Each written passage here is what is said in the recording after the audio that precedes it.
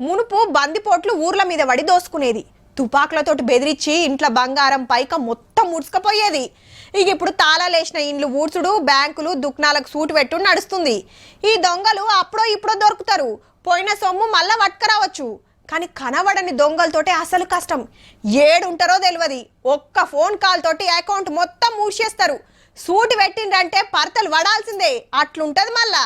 పాపం యాదాద్రి జిల్లా రాజపేట తహసీల్దార్ సార్ ను ఆగం పెట్టించిండ్రు సైబర్ బడవేగాళ్ళు.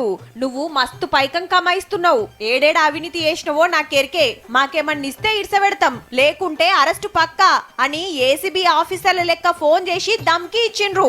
దెబ్బకు దామోదర్ సార్ దడుచుకొని 3,30,000 వాళ్ళ అకౌంట్ కు పంపిండు, నన్ను అరెస్టు చేయకుర్రని. ఆటెనక తెలిసింది సార్ కు ఫోన్ చేసినోళ్ళు ఏసీబోలు కాదు, సైబర్ దొంగలని.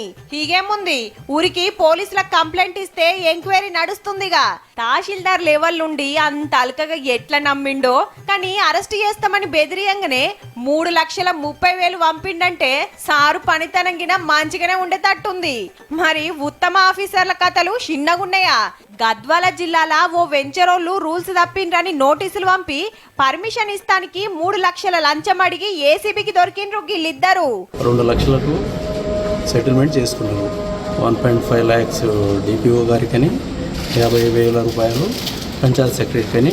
హైదరాబాద్ గచ్చిబౌలి కరెంట్ ఆఫీస్ లా 70,000 నోట్ల కట్టలు తీసుకొని ఈ సారు బుక్ అయిండు. ఈ నడమ ఏసీబీకి శీతం ఫోన్లు. ఏ ఆఫీస్ కు ఏ పని మీద పోయినా మాకేంది అనుడేనాయే. 2000 కాంచి షురు చేస్తే లక్షల నడుస్తాంది దందా. గంతన అంటే ఇంకింత పెంచుతారు. ఇచ్చేటోళ్ళు ఇస్తుండ్రు, నచ్చనోళ్ళు గిట్లా పట్టిస్తుండ్రు. కెమికల్ బాటల్లా ఏళ్ళు ముంచితే చాలు పక్క గులాబీ రంగులకు మారుడే. ఎంబట ఇంటికి పోయి ఎనుకులాడితే కిరల కమానం బంగారం, కోట్ల రూపాయల భూమి జాగలు బయటపడబట్టే. ఉత్తమ ఆఫీసర్ల బిజినెస్ మీద సైబర్ గ్యాంగ్ నజర్ పడ్డట్టుంది. లంచాలతోటి మస్తు సంపాదించినవు, అరెస్టు కావద్దంటే మాకు లంచం ఇయ్యాలని గిట్ల గుంజుతున్నట్టున్నారు పో.